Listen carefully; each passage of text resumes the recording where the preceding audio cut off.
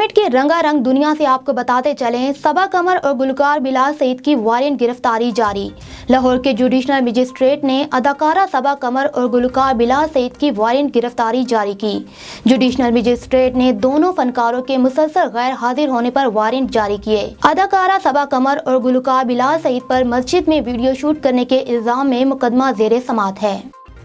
अस्करी क़यादत की जानिब से मिलने वाला अवार्ड बाइसे फ़ख्र है। अदाकारा यमुना ज़ैदी की अदाकारी की आला सलाहियतों के बाइस इन्हें अस्करी क़यादत की जानिब से अवार्ड से नवाजा गया। यमुना ज़ैदी की जानिब से अस्करी क़यादत से नवाजे जाने वाले अवार्ड की तस्वीर भी शेयर की गई। इस मौका पर अदाकारा ने कहा कि जनरल कमर जावेद बाजवा की जानिब से दिया जाने वाला ये अवार्ड मेरे लिए बाइसे फ़ख्र है।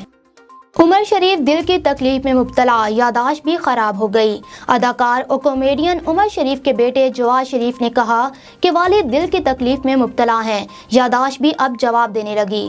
उन्होंने बताया कि वालिद के इलाज का सिलसिला जारी है, इनके ठीक होते ही इनके साथ वीडियो जारी करूंगा।